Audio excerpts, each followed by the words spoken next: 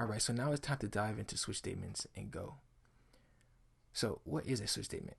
A switch statement helps us evaluate expressions and matches it to cases that we define, right? So, if it matches the case that we define, we will execute code that we defined beforehand. So, it's very similar to an if statement, right? So, for if statement, we know that if the expression that we passed is true, then it'll execute some code. But in the case of a switch statement, we take in an expression, and if it matches a case that we define, then it will execute the code that we created for that specific case. So let's create an example. Let's see how we actually use a switch statement in Go. All right, so to create a switch statement in Go, all we got to do is use the keyword switch. And then we got to define the expression that we're going to pass in and do the checks on if any of the cases matches that specific expression. Now, if it does, then we know that we want to run some code based on whether or not it did match or did not match that case. So what I want to do is, I know that there are 7 days in a week, right? I want to pass in the current day, and if it matches a day, then I want to execute some code based on that. So to retrieve the current day, all we got to do is pass the time, which the time library pretty much comes with ways on retrieving the time. So it could be the day or the dates. All that is within this time library. So let's import that. And if I scroll up, it imports time.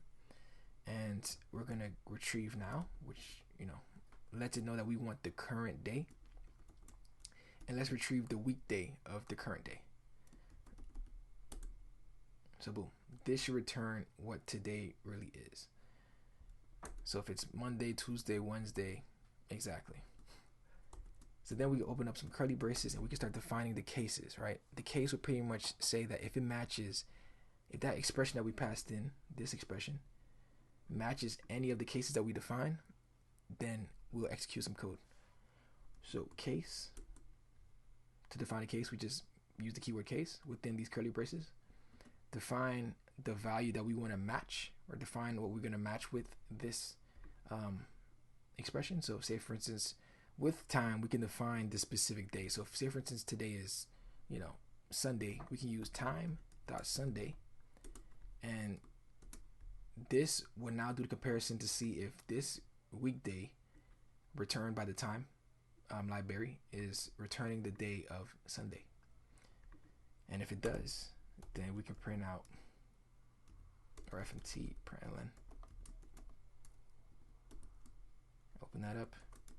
It is Sunday. Now there's 7 days in the week, right? But we can split it up between weekend and weekdays, right? So let's do another case on if today is Saturday. So in the case that this expression right here that's retrieving the current day returns either Sunday or Saturday, all right, we'll do some logic based on that. In this case, I want to print out that it is Saturday.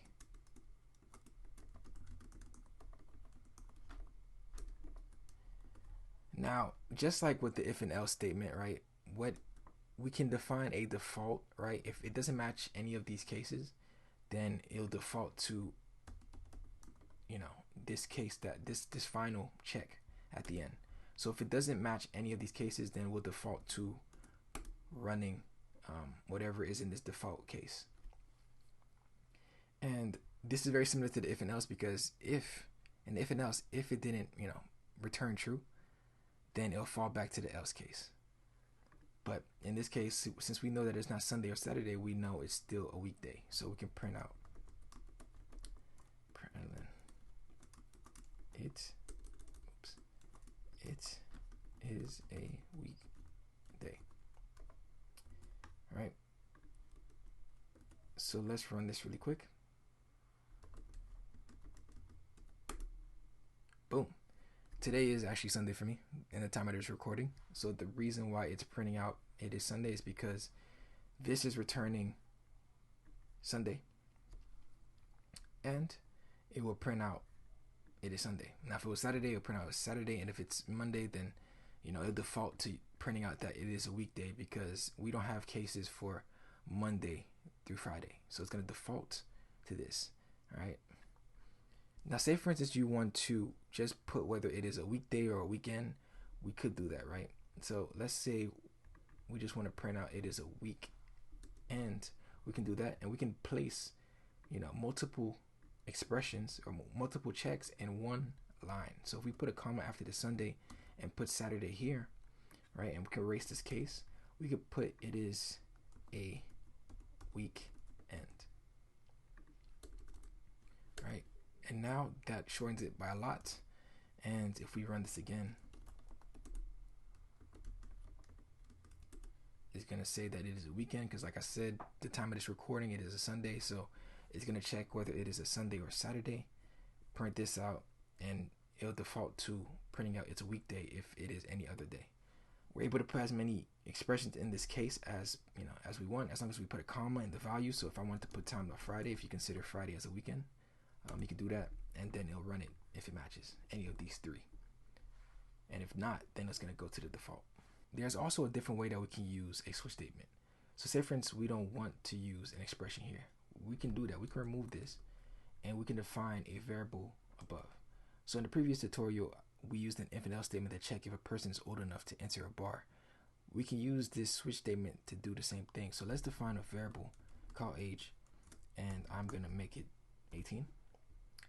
And we can create cases based on this variable that we created outside of the switch, because now we remove the expression out of here. It's not going to check for whatever is here because we didn't put one. But we can also use a variable outside of the switch and do some checks for this case. So let's say we want to check if the age is less than 21, right?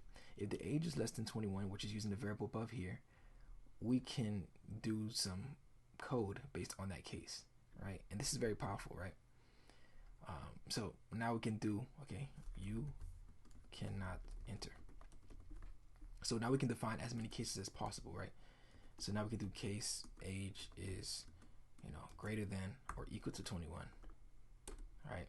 You can do FMT, print something out, or really you can do anything that you want here, but in this case, I'm just gonna print out something, and I forgot the colon right here.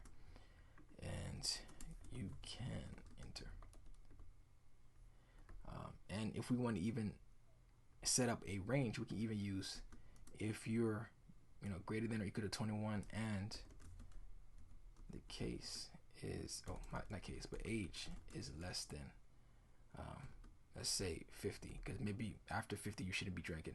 I don't know, whatever rules that you want to set up, you can do that. But if the age is greater than or equal to 21 and the age is less than 50, so exactly when you reach 50 you shouldn't be drinking, I guess, you can enter.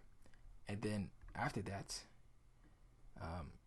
by default, if you're less than 21, then you cannot enter. If you're greater than 21 but less than 50, you can enter. But if you're older than 50, or if you're greater than 50, or if even 50 itself, then let's find something else to do.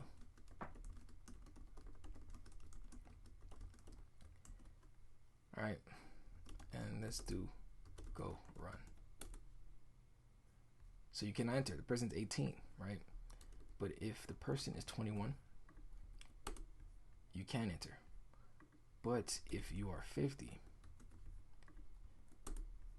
let's find something else to do, because we're not within the range that, for some reason, this bar is not allowing us to go inside if we're 50 and above, which sucks. So you can see how powerful this is. We can even pass an expression if we want to, or we can define a variable and kind of use this as an if statement if need be. It really depends on the case that you need it, right? If you want to define cases before, you can do that. I would say an if statement is powerful in a case that we can nest things a little bit more. But if you already know that you're gonna have linear cases like this, like checking if it's one thing or another, then I will use a switch statement. If you know you're gonna nest some checks, then an if and else statement is probably more powerful, because we're restricted to just using one case, and once it matches that one case, then it'll run something. And I'm pretty sure you can use a switch within another switch, but it kind of get a little bit convoluted compared to using an if and else. So you really it really depends on what you need it for. But in a case like this, it will work. And there is cases where you can have overlapping checks. So let's say the age is right. Let me see. let's say the person is if the person is equal to 21, right? That means they're just able to enter the bar, right? All right, so you can enter welcome for the first time, right? So say for instance, this is both true, right? The person is equal to 21 and the person is greater than or equal to 21, right? But let me clear this out. If I run this, it is only ever going to reach this case. It's not even going to see the second case because it already passed one case, right? It's not going to continue on. It's just going to pass that case, run this code, and it's going to end after that, right? So this is why it's important to realize that yes, these cases can overlap, but whatever is first is what it's going to do. Now, if we were to move this case above, right, and clear it out and run it again, then we should expect to see this. So whatever case that it matches first is what it will run first. So you have to think about that as well. There can be overlapping cases where both criteria are proper, but since this case came first, then that's what it's going to run first. So if you need, if you need to run, multiple things based on this case, maybe you might enter the same. Maybe you have to change the logic around, or maybe an if and else might be more useful, because then you can have both checks. You can have an if for one criteria and then another if for the second criteria. So this is why you have to pick the proper approach for these things. And if you just want to run one thing, then the switch is fine. But if you want to run multiple things, have multiple checks, then an if and else will probably be more up your alley. So hope you guys are able to understand that. Leave a like and subscribe if you enjoyed it. And yeah, on to the next tutorial.